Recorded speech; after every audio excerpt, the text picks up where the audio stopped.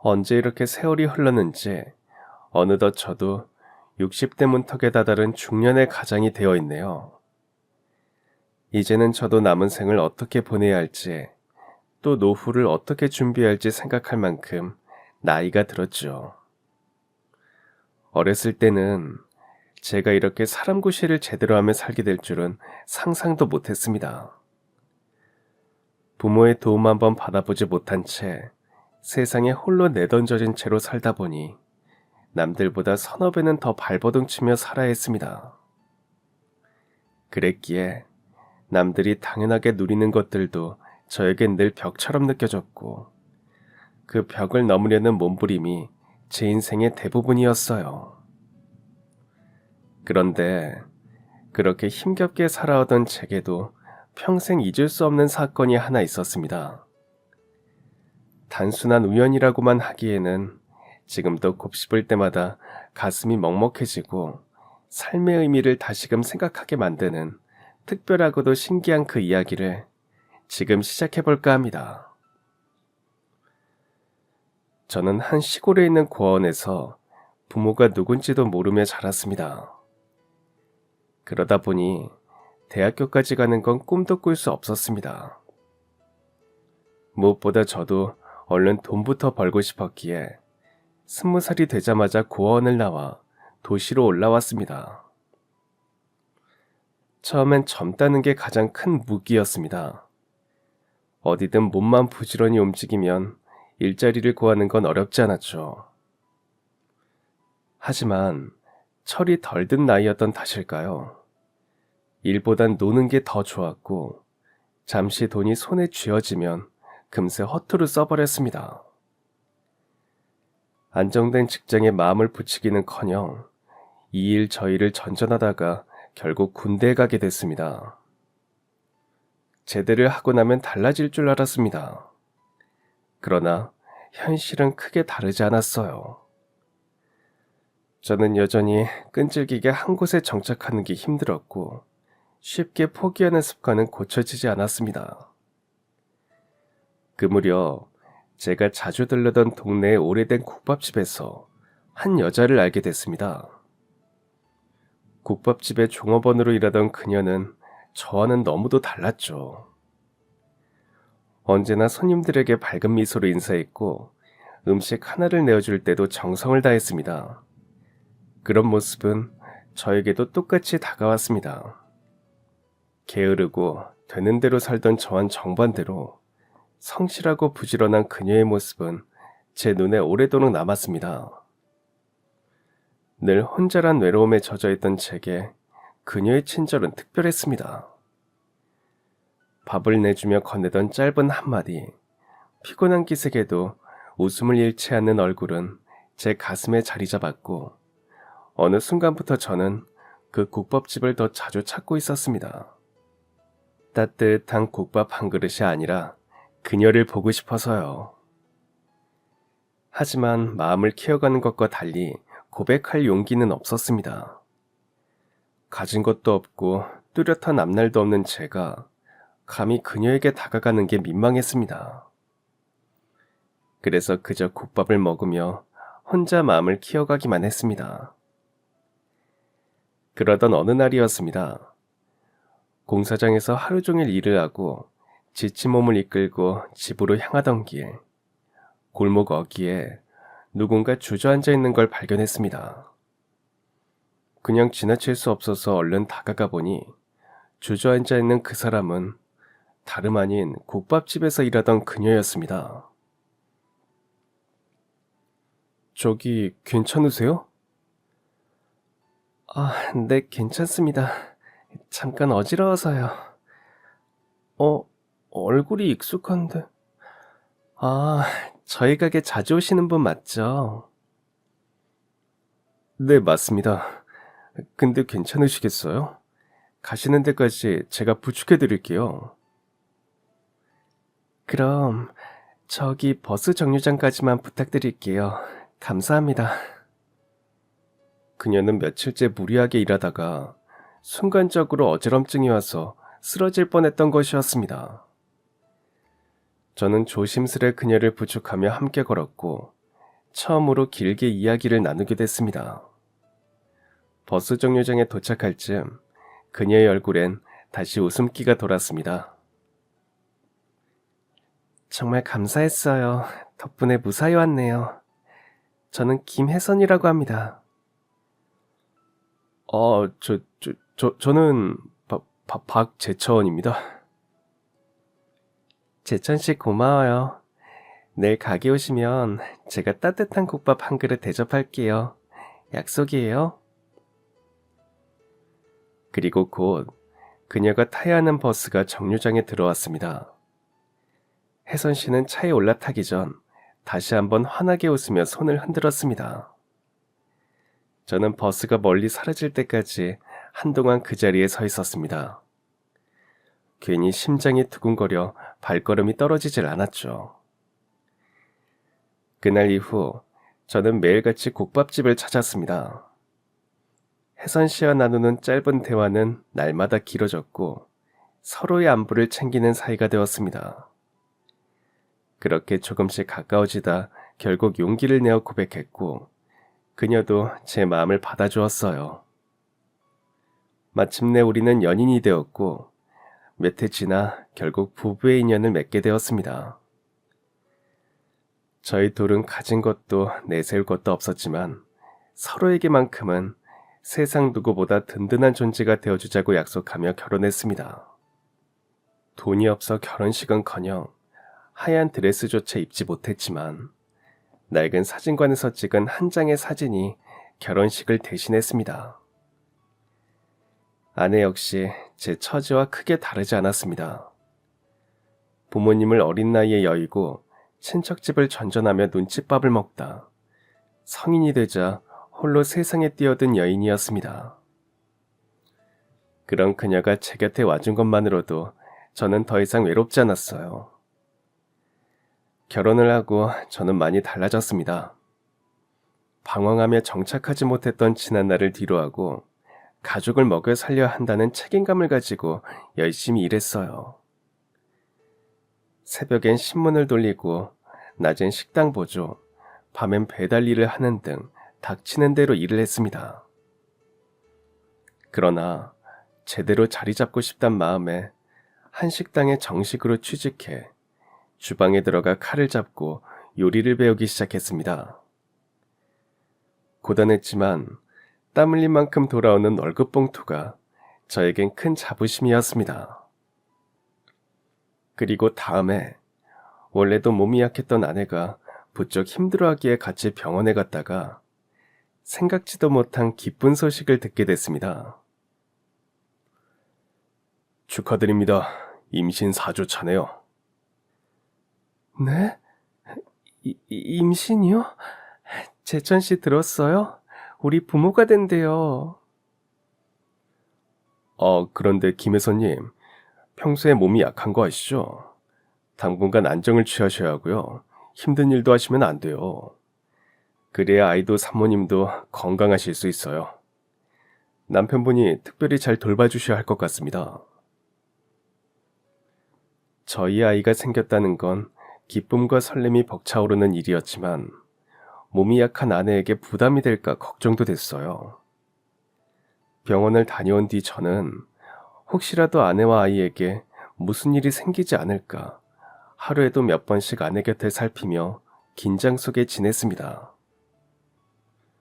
걱정과 설레는 기다림 속에 마침내 10달이 흘렀고 아들이 태어났습니다.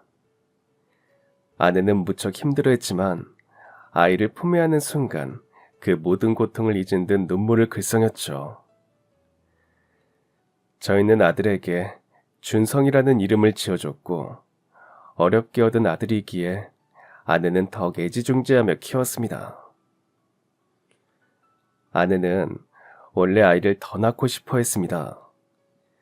그러나 아내의 몸은 생각보다 더 허약했습니다.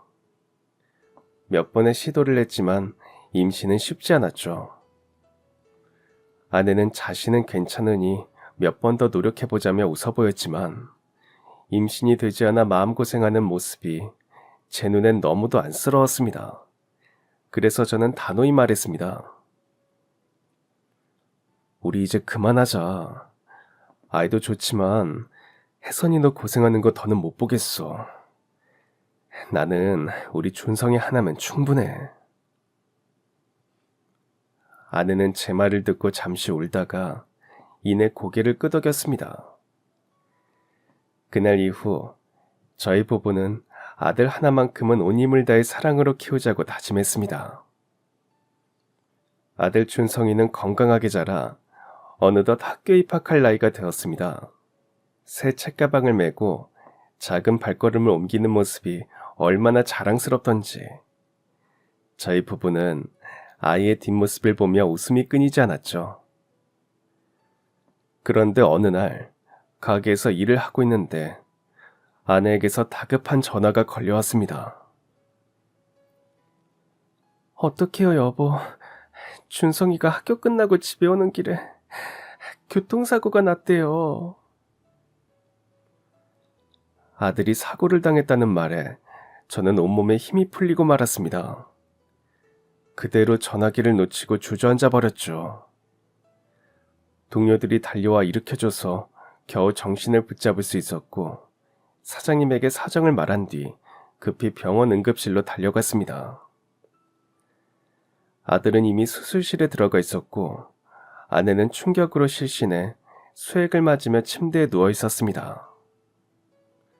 아내는 눈을 뜨자마자 제 얼굴을 보더니 펑펑 울면서 아들을 찾았어요. 여보, 우리 준성이 어딨어요? 아직 수술 중이야. 걱정 마, 잘 될 거야. 당신 몸부터 챙기자. 준성이 위해서 우리가 잘 버티고 있어야지. 다행히 아들은 목숨을 건졌습니다.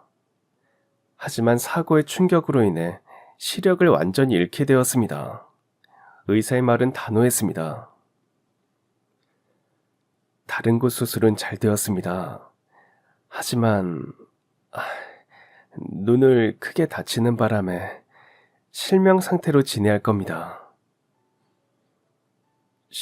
실명이요? 선생님, 우리 준성이 다시 볼 수 있는 방법은 없습니까? 지금으로선 각막을 이식받는 것만이 유일한 방법입니다. 그 말을 들은 순간 아내는 의자에서 벌떡 일어나 말했습니다. 선생님, 제 눈이라도 떼서 주세요. 제 눈 전부 가져가도 괜찮으니까 제발 우리 준성이 살려주세요. 저기 어떤 심정인지 이해 갑니다만 그럴 순 없습니다. 기증은행에 등록하시고 기다려보죠. 언제가 될지 장담할 순 없지만 그래도 좋은 소식이 있을 거라 믿고 기다려봅시다. 기다림은 길고도 잔인했습니다. 앞이 보이지 않게 된 아들은 밤마다 울며 제 품에 매달렸습니다. 아빠, 나 아무것도 안 보여서 너무 무서워. 다시는 엄마 아빠 얼굴 못 보는 거야? 아니야, 준성아. 엄마랑 아빠가 우리 준성이 다시 볼 수 있도록 해줄 거야. 꼭 그렇게 될 테니까 걱정 마, 우리 아들. 아내처럼 저 역시도 할 수만 있다면 제 눈이라도 도려내서 주고 싶은 심정이었습니다. 제가 아픈 건 참아도 아들이 우는 건 가슴이 찢어지는 듯한 고통이었거든요. 몇 달을 지옥처럼 보내던 어느 날 드디어 기다리던 소식이 왔습니다. 각막 기증자가 나타난 것입니다. 무려 5개월 만에 기적 같은 소식이었어요. 하지만 문제는 또 있었습니다. 바로 수술비였어요. 교통사고 치료와 병원비로 그간 모아둔 돈은 이미 바닥이 난 상태였습니다. 절망감이 덮쳐오려던 그때 뜻밖의 손길들이 이어졌습니다. 식당에서 일을 하고 마무리를 하려던 때 사장님이 저를 따로 부르셨죠. 저기 제천시에 아들 사정 다 들었어. 각막 기증자가 나타났다면서. 아유, 정말 다행이네. 자, 이거 받아. 사장님, 이건 돈 아닙니까? 이걸 왜 저한테... 직원들이랑 같이 모아봤어. 재천 씨 아들 수술 받아야 한다면서. 그동안 병원비 내느라 돈도 없을 텐데 이거 보태서 수술 받아. 가게 사장님은 제 사정을 누구보다 잘 알고 있었고 제가 수술비로 걱정하는 것도 눈치를 채고 있었던 거죠. 그런데 동료들까지 조금씩 돈을 모아 수술비를 마련해 준 거였습니다. 재천 씨가 그동안 가게 일도 성실하게 해주고 직원들이랑도 잘 지내서 다들 이렇게 나서서 돕는 거야. 그동안 재천 씨가 헛살진 않았나 봐. 일단 그걸로 수술부터 받고 혹시 모자라면 더 말해. 내가 더 빌려줄 수 있으니까. 사장님, 정말 감사합니다. 그래. 사람 사는 게 이렇게 서로 도우면서 사는 거잖아. 그러니까 힘내. 부모가 든든하게 버티고 서 있어야 자식도 잘 크는 거야. 그 따뜻한 말 한마디에 저는 결국 눈물을 터뜨리고 말았습니다. 그렇게 수많은 이웃들의 도움을 등에 업고 아들은 마침내 수술대에 올랐습니다. 며칠 뒤 붕대를 풀고 처음으로 빛을 다시 본 순간 아들은 한참을 멍하니 천장을 바라보다가 이내 제게 웃음을 보였습니다. 우와, 보여요. 저 다시 앞이 보여요. 준성아, 정말이야? 엄마 얼굴 보여? 엄마, 나 다 보여. 아, 준성아 고마워. 힘든 수술 잘 받아줘서 정말 고마워. 아들이 다시 앞을 볼 수 있다는 사실에 저희 세 가족은 서로를 끌어안고 엉엉 울었습니다. 수술이 끝난 뒤 아들은 자신에게 눈을 나눠준 사람에 대해서 궁금해했죠. 그런 아들에게 아내는 말했습니다. 맞아. 준성이한테 각막을 주신 분이 있어서 우리 준성이가 이렇게 다시 세상을 볼 수 있었던 거야. 엄마도 아빠도 그분한테 항상 고마운 마음으로 살 거야. 준성이도 그래야 하는 거고, 알겠지? 응, 엄마. 나 그럼 그분한테 편지라도 쓰면 안 돼? 그럼 준성이가 편지 쓰면 엄마가 전해줄게. 병원 통해서 고마운 그분께 꼭 전해드리자. 비록 그 편지를 기증자에게 직접 전할 순 없었지만 그 편지가 기증자의 유족에게 전해지길 간절히 바람에 맡겼습니다. 아들은 수술 이후 건강을 되찾았고 누구보다 성실하게 공부하며 훌륭하게 자랐습니다. 저와 아내는 그런 아들을 바라보는 것만으로도 더 바랄 것이 없을 정도로 뿌듯했습니다.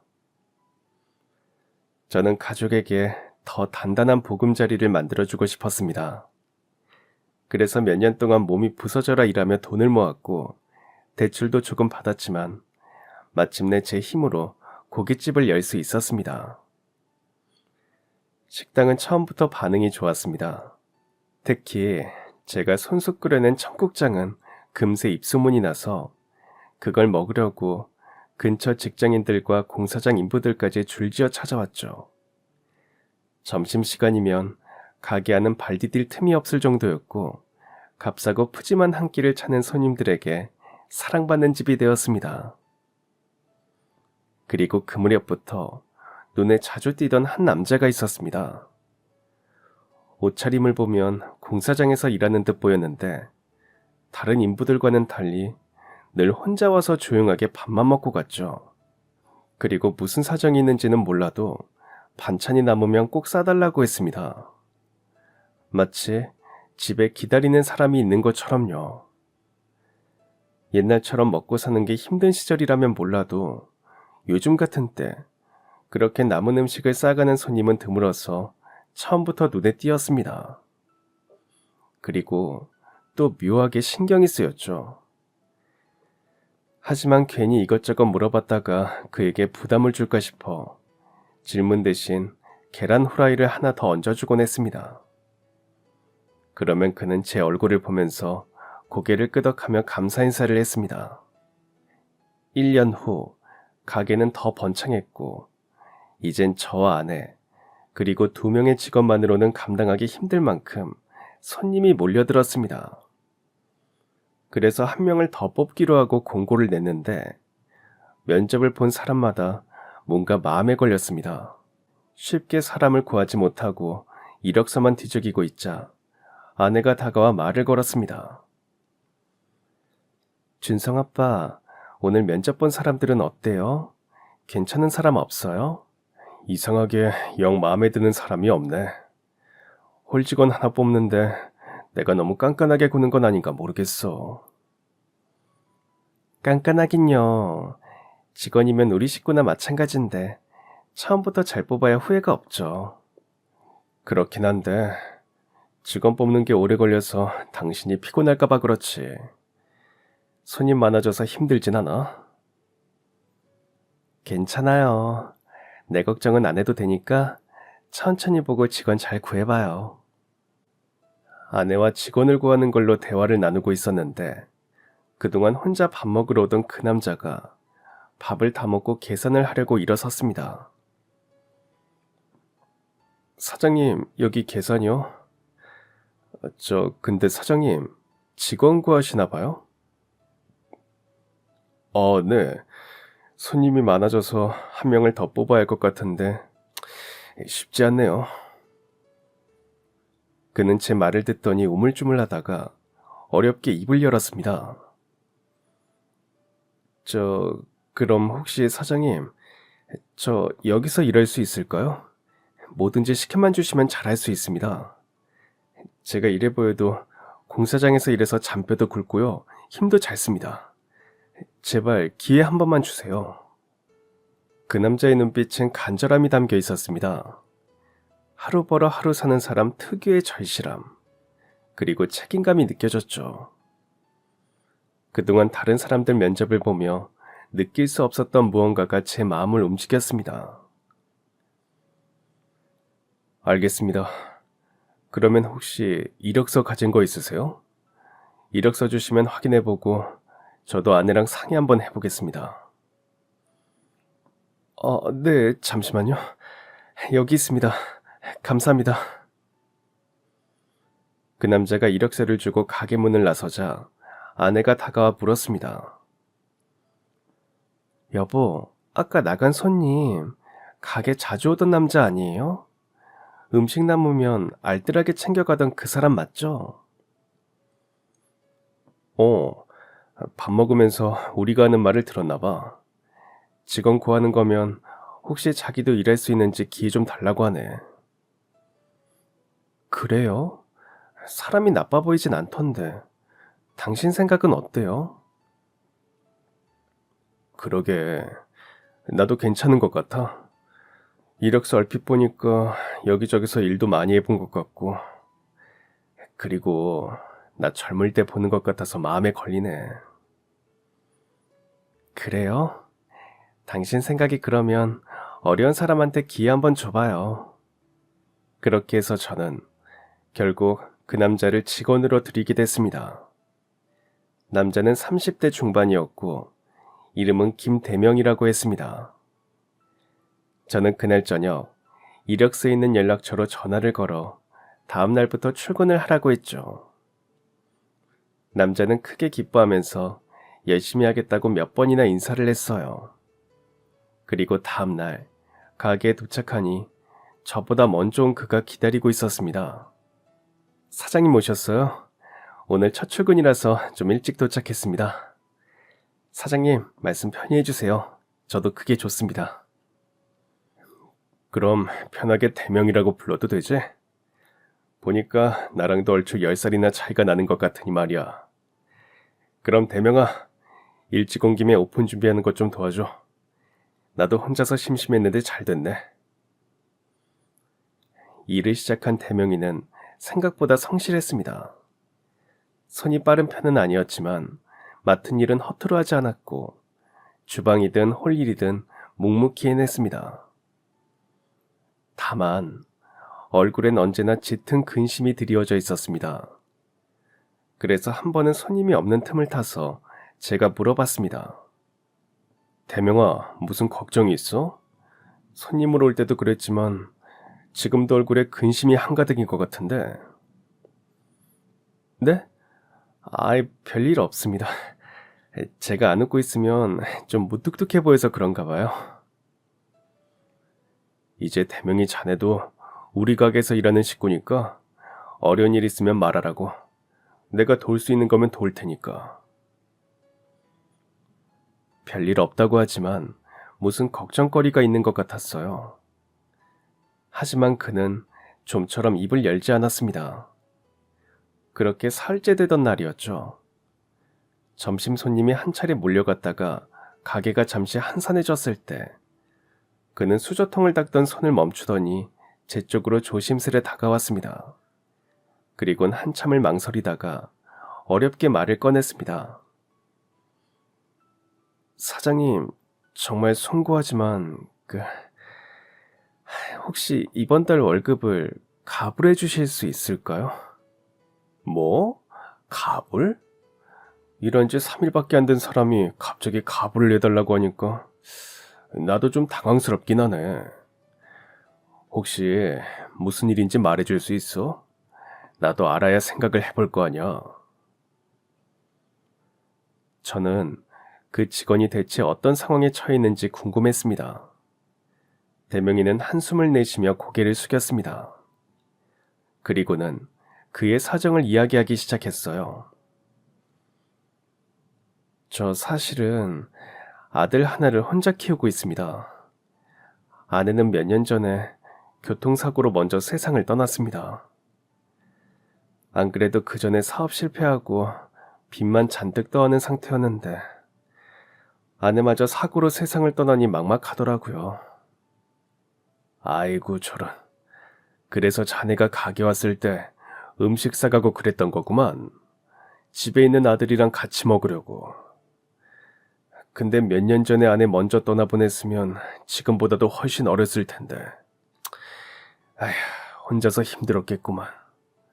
아이는 지금 몇 살이야? 올해 8살이 됐습니다. 저 그래도 혼자 아들 키우면서 정말 열심히 일했습니다. 하지만 사업 망할 때 생긴 빚이 있어서 아무리 몸이 부서져라 일을 해도 손에 쥐는 게 별로 없더군요. 그러다 몇 달 전에 8살 된 아들이 갑자기 얼굴이 새하얗게 질리더니 숨을 가쁘게 몰아쉬더라고요. 놀라서 병원에 데려갔더니 큰 병원으로 가보라는 겁니다. 그리고 정밀 검사를 해봤더니 아들 심장에 구멍이 생겼대요. 뭐? 심장에 구멍? 아기 때는 몰랐던 거야? 네, 그게 아기일 땐 너무 작아서 발견이 안 되는 거래요. 자라면서 심장에 생긴 구멍도 같이 커지면 그제야 증상이 나타나는 거라고 하더군요. 그럼 자네 아들은 앞으로 어떻게 해야 된대? 병원에서 의사가 뭐라고 했어? 그게 수술밖에 방법이 없다고. 빨리 수술해야 산다고 했습니다. 그래서 사장님한테 염치불구하고 가보를 부탁드린 거예요. 지금 제가 가진 돈으로는 수술비가 턱없이 모자라서요. 직원의 사연을 다 듣고 저도 모르게 손을 움켜쥐었습니다. 아들의 병세를 말하는 직원의 떨림이 남일 같지 않았죠. 제 아들 준성이가 사고 났을 때가 떠올랐거든요. 그럼 아들 수술비가 얼마나 드는데 내가 가부를 해주면 해결되겠어? 사실 제 형편으론 엄두가 안 납니다. 가족도 친척도 빌릴 사람도 없고요. 그래서 사장님 가게에라도 들어와 일을 더 해보려고 한 겁니다. 모아둔 돈이 조금은 있는데 이번 달 월급 갚을만 해주시면 수술비를 맞출 수 있을 것 같습니다. 직원의 눈가는 벌겋게 물들어갔습니다. 저는 그를 바라보며 지난날 제 아들이 수술대에 누워야만 했던 상황들이 생각났습니다. 당시엔 저 역시도 수술비가 모자라 절망했지만 다행히 제가 일했던 식당 사장님이 선뜻 도와주었던 기억이 떠올랐죠. 그분의 도움이 아니었다면 아들이 지금처럼 건강하게 잘 살고 있을지 모를 일이었어요. 그리고 무엇보다 다른 것도 아니고 자기 자식이 아픈 거 가지고 거짓말을 할 사람처럼 보이진 않았습니다. 저는 깊게 숨을 내쉬곤 천천히 말했습니다. 대명아, 내가 월급 가불해줄게. 아이를 살리는 일이 먼저지. 앞으로 대명이 네가 열심히 일해줄 거라 믿고 주는 거야. 사장님 정말입니까? 감사합니다. 저 믿어주셔서 감사해요. 이 은혜는 잊지 않겠습니다. 제가 열심히 일해서 꼭 갚겠습니다. 대명이는 그 자리에 무릎을 꿇고 고개를 숙이며 제 손을 잡은 채로 연신 고맙단 말을 되뇌었습니다. 그날 저는 약속한 대로 대명이에게 가부를 해주었습니다. 그리고 다음 날이 됐죠.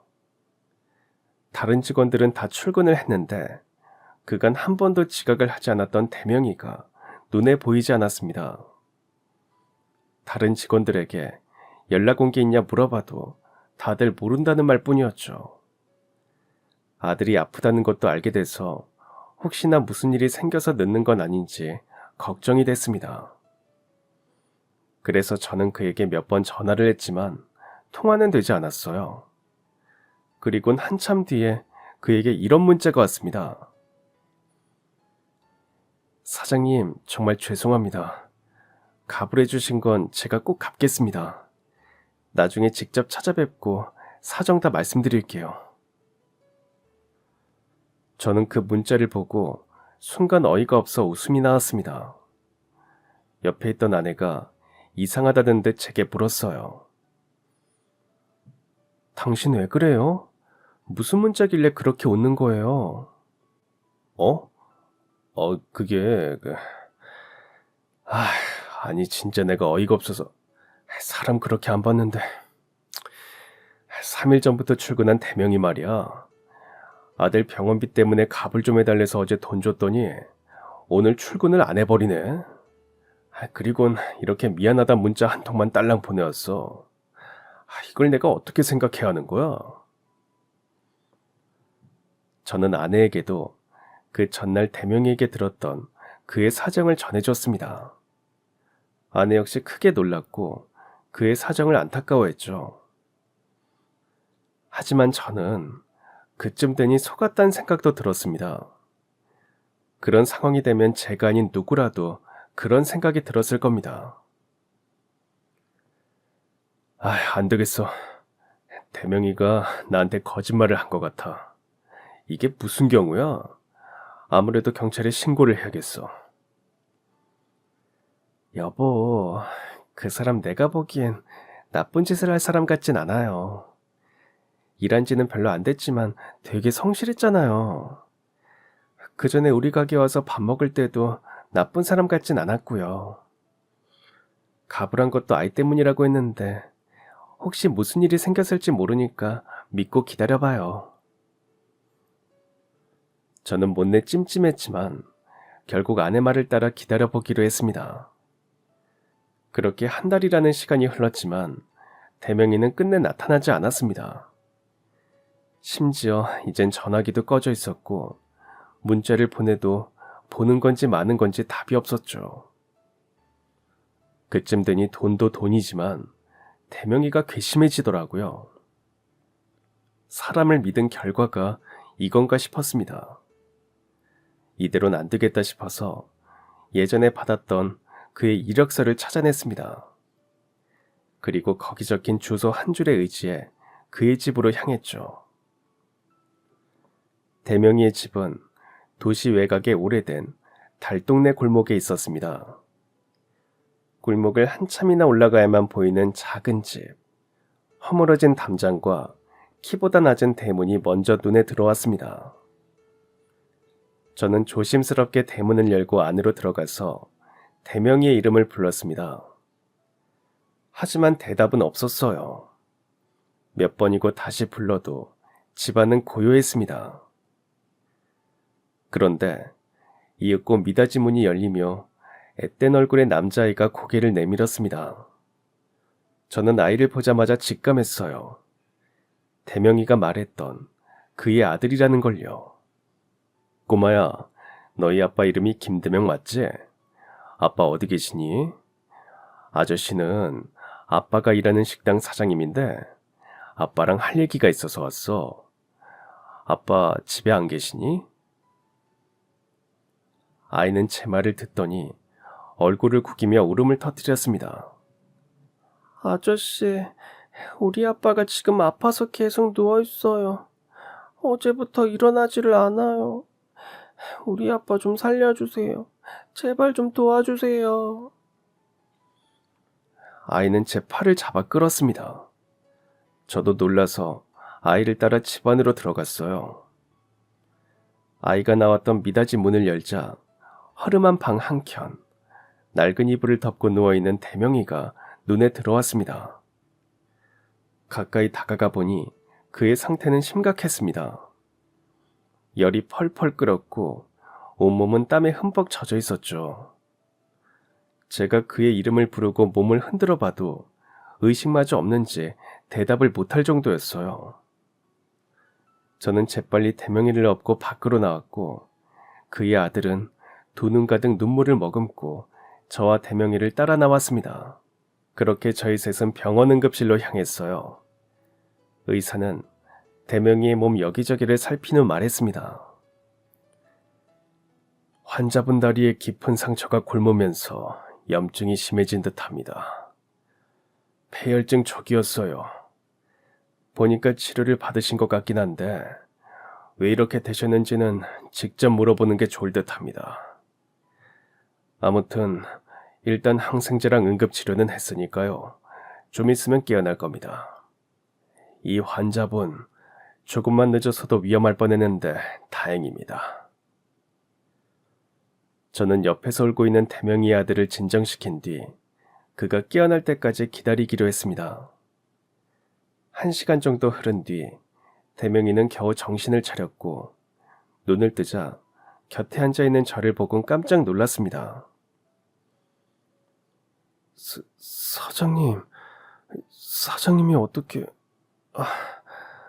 근데 여긴 어딘가요? 저 분명 우리 아들이랑 집에 있었는데. 여기 병원이야. 자네 아들은 옆에 있다가 잠들었어. 걱정 마. 근데 어떻게 그 지경이 될 때까지 참고 있었어? 자네 진짜 큰일 날 뻔했어. 그동안 무슨 일이 있었던 거야? 내가 찾아가 봤기에 망정이지. 사장님 죄송합니다. 제가 입이 10개라도 할 말이 없습니다. 뭐 나도 아픈 사람 다그치고 싶진 않고 이렇게 된 거 말이나 들어보자. 너 정말 가불한 돈 떼먹으려고 했던 거야? 한참을 아무 말 없이 고개만 숙이고 있던 대명이는 힘겹게 그간의 이야기를 털어놨습니다. 그는 아들 병원비를 마련하느라 새벽엔 택배 상하차를 하고 낮엔 공사장 그리고 밤엔 대리운전을 하고 있었습니다. 그러다 저희 식당에 취직하게 된 것이었죠. 아무래도 아이가 있으니 출퇴근이 일정한 식당이 더 좋을 것 같았기 때문이었습니다. 하지만 돈을 더 벌기 위해 대리운전만은 계속하고 있었습니다. 제가 사장님한테 갑을 받은 날 말입니다. 그날도 퇴근하고 밤에 대리운전을 하고 있었어요. 그러다 어떤 유흥가 쪽에서 콜이 들어왔는데 거기서 그 인간을 보게 된 겁니다. 제가 예전에 사업을 하다가 망해서 빚이 생겼다고 말씀드린 적 있죠. 사실 사업 망한 이유가 동업자 때문이었어요. 그 동업자가 사기꾼이었거든요. 저한테 투자를 받아놓고 그 돈 들고 하루아침에 사라졌거든요. 근데 대리운전 하러 간 곳에서 그 사기꾼 놈을 본 겁니다. 그랬어? 그럼 그 사기꾼은 어떻게 됐어? 자네가 잡았어? 아니요. 그때 잡았더라면 참 좋았을 텐데 놓치고 말았어요. 근데 이런 생각이 들더라고요. 저 사기꾼만 잡으면 남아있는 빚도 아들 수술비도 사장님한테 갑을 받은 것도 모든 게 다 해결할 수 있다고요. 사기꾼을 눈앞에서 놓쳐버린 대명이는 그놈을 잡아야겠다는 생각밖에 들지 않았다고 합니다. 그래서 결국엔 직접 잡기로 마음먹은 거였죠. 그래서 그는 날이 밝자마자 그동안 병원에서 친하게 지내던 간호사에게 아들을 며칠만 잘 봐달라고 부탁했고, 저한텐 그런 문자를 남긴 채 사기꾼을 찾아다녔습니다. 발이 부르트고 며칠씩 밥도 못 챙겨 먹으면서 조그만 단서라도 발견하면 달려갔습니다. 그러다 2주 만에 드디어 그 사기꾼을 도시 외곽에서 마주쳤다고 합니다. 세상에, 그럼 그놈 다시 잡았어? 아니요, 죽을 다해 쫓아갔는데 그만 교통사고가 나버렸습니다. 정신을 잃고 병원에서 눈을 떴을 땐 며칠이 지나 있었고, 휴대폰도 산산조각이 나서 연락할 수도 없었어요. 돈이 없어서 전화기를 다시 살 수도 없었고요. 그러다 보니 어느덧 벌써 이렇게 시간이 지나버렸네요. 아니, 그러면 가기로 전화를 했어야지. 난 그것도 모르고 오해만 했잖아. 제가 사장님 연락처를 외우고 있던 게 아니라서요. 그래서 입원했던 병원 간호사에게 어렵게 부탁해서 가게 전화번호를 알아내긴 했는데요. 통화가 엇걸리는지 계속 연결이 안 됐어요. 죄송합니다. 직원은 고개를 푹 떨구었고, 저는 그런 대명이에게 미안하기도 했고, 이렇게 어렵고 힘든 상황에서 의지할 사람 하나 없는 그가 안쓰럽기도 했습니다. 아이고, 이게 다 무슨 일이야. 그럼 그 교통사고 났을 때 다친 다리를 다 치료 못해서 이 사달이 난 거구만. 사고 나고 병원에 입원해 있을 때도 혼자 병원에 있을 아들이 걱정돼서 오래 누워 있을 수가 없더라고요. 병원비도 눈덩이처럼 불어나니 하루라도 빨리 나가고 싶었고요. 그래서 이틀 전에 퇴원해서 아들이랑 같이 집으로 돌아온 거였어요. 아이고, 이 사람아. 돈이 없어도 건강이 먼저지. 왜 그렇게 미련하게 굴었어? 그러게요. 퇴원하고 집에 왔을 때부터 몸이 안 좋긴 했어요. 열도 오르고 몸이 떨리고 정신도 아득해지고. 근데 사장님 덕분에 아들 수술비도 해결했었는데 저도 이렇게 살았네요. 사장님이 때마침 와주셔서. 대명이는 끝내 말을 잇지 못하고 흐느꼈고, 저는 그의 손을 꽉 잡아주었습니다. 됐어. 자네 지금 이렇게 살아있잖아. 자네까지 약해지면 아들은 어떡할 거야. 자네 하나만 바라보고 있는데 힘내야지. 저는 대명이의 사연을 다 듣고 나니 그동안의 일이 전부 이해됐습니다. 그리고 제가 어려웠던 시절도 겹쳐 보였죠. 모든 걸 아껴가며 아내와 함께 아들을 키웠던 그때가 말입니다. 대명이는 며칠 더 병원 신세를 져야 했고, 그래서 저는 그의 아들을 대신 돌봐주기로 했습니다. 대명이 네가 입원해 있을 동안 자네 아들은 나랑 우리의 엄마가 잘 돌봐줄 테니까 걱정 말고 회복에만 신경 써. 몸이 다 나아야 다시 일이라도 할 거 아니야? 저야 너무 감사하지만 계속 사장님한테 신세만 져서 어쩌죠. 얼른 나와서 사장님이 값을 해주신 거 꼭 갚겠습니다. 됐어. 그런 말 안 해도 돼. 어려울 때 서로 도움에 사는 거지. 내가 애랑 같이 집에 가서 필요한 거 챙겨서 집으로 데려갈 테니까 그렇게 알고 푹 쉬어. 저는 대명이 아들의 옷가지와 필요한 물품을 챙기기 위해 아이를 데리고 그의 집에 들렀습니다. 집안은 엉망이었고 먼지와 잡동사니가 가득했어요. 대충 정리라도 하고 가려다가 책장을 건드렸는데 무언가 후두둑 떨어졌습니다. 그건 앨범이었습니다. 대명이의 아들이 사진 속 여자를 가리키며 엄마라고 말해주더군요. 그 앨범 안에는 대명이의 아내의 사진과 그녀를 추억할 수 있는 몇 가지 물건들이 들어있었습니다. 그리고 그 중엔 편지 봉투도 서너 개 있었는데 어떤 봉투 하나가 제 시선을 사로잡았습니다. 왜냐하면 봉투 겉면에 쓰인 글씨체가 어딘가 익숙했거든요. 저는 홀린 듯 그 봉투를 열어보았습니다. 그리고 그 안에 들어있는 편지를 본 순간 제 몸엔 소름이 돋았습니다. 그건 어린 시절 제 아들이 각막을 기증해준 사람에게 쓴 감사 편지였거든요. 아니, 이게 여기 어떻게... 그거 우리 엄마가 받은 편지래요. 아빠가 그랬는데 엄마가 착한 일해서 고맙다고 누가 써줬다고 했어요. 그게 정말이야? 이게 너희 엄마가 받은 편지란 말이야? 대명이 아들의 말대로라면 이 편지의 주인공인 그의 아내가 제 아들 준성이에게 각막을 기증해준 사람인 것 같았습니다. 하지만 더 확실하게 하기 위해서 저는 다시 대명이가 입원해 있는 병원으로 향했습니다. 대명아, 이건 뭐야? 이 편지가 왜 자네 집에 있는 거야? 아니, 그걸 왜 사장님이 갖고 계세요? 애 데리고 가기 전에 청소라도 좀 해줄까 하다가 발견한 거야. 자네 아들 말론 이거 자기 엄마가 받은 거라고 하던데 맞아? 네. 아내가 사고로 세상을 떠날 때 각막을 기증하고 갔거든요. 살아있을 때 장기 기증 등록을 해놨더라고요.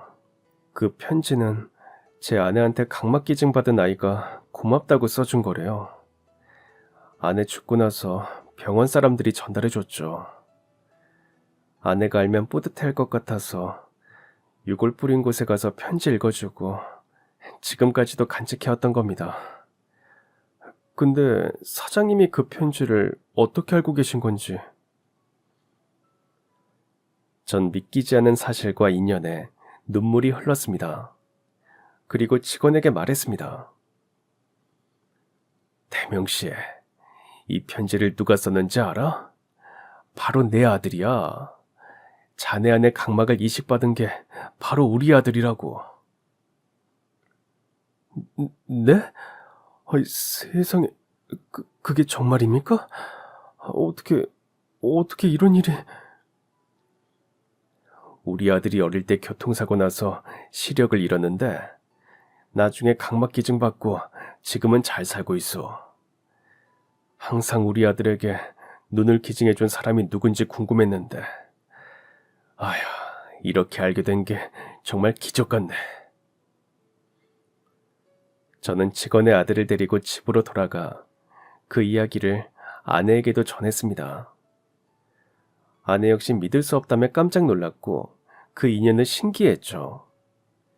그리고 다음날 아들 준성이와 함께 직원이 입원해 있는 병원으로 문병을 가서 그의 아내가 남긴 선의에 대한 고마운 마음을 직접 전했습니다. 대명씨, 저희 애아빠한테 다 들었어요. 정말 너무 고마워요. 어떻게 사모님까지 오셨어요. 아내가 한 일인데 제가 그 인사를 다 받는 것 같아서 민망하네요. 이러지 않으셔도 돼요. 제가 사장님한테 했던 약속도 못 지켰는데 이런 감사 인사까지 받으니 몸둘 바를 모르겠습니다. 아니에요.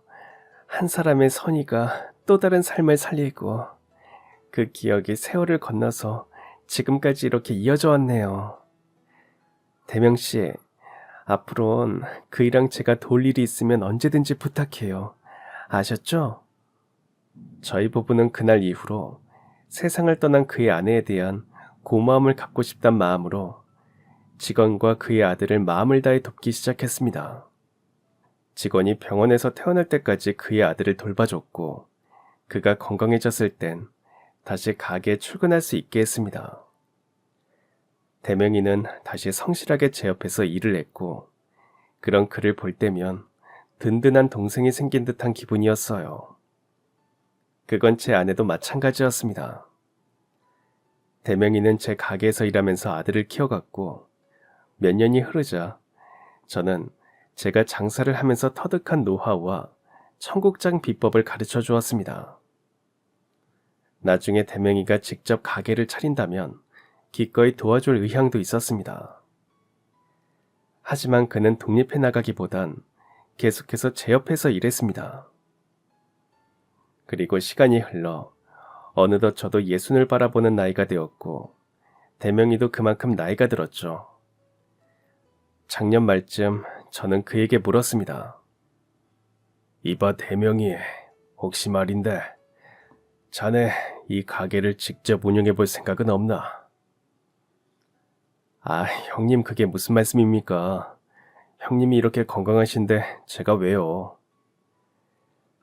자네도 알지 않나? 우리 준성이 엄마가 몸이 약한 거. 그동안은 괜찮았는데 나이 드니까 도시 생활을 힘들어하는 것 같아. 그래서 공기 좋은 시골로 내려가서 살까 하는데 그러면 가게를 정리해야 하잖아. 모르는 사람에게 넘기는 것보다 아는 사람한테 맡기는 게 낫지 않겠나. 그래도 형님 아직도 젊으시잖아요. 그리고 저도 형님 옆에서 배울 게 많습니다. 배운다니.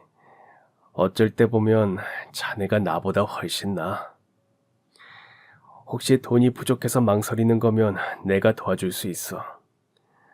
어차피 우리 아들은 다른 일을 하고 싶어 하고 식당을 이어받을 생각도 없거든.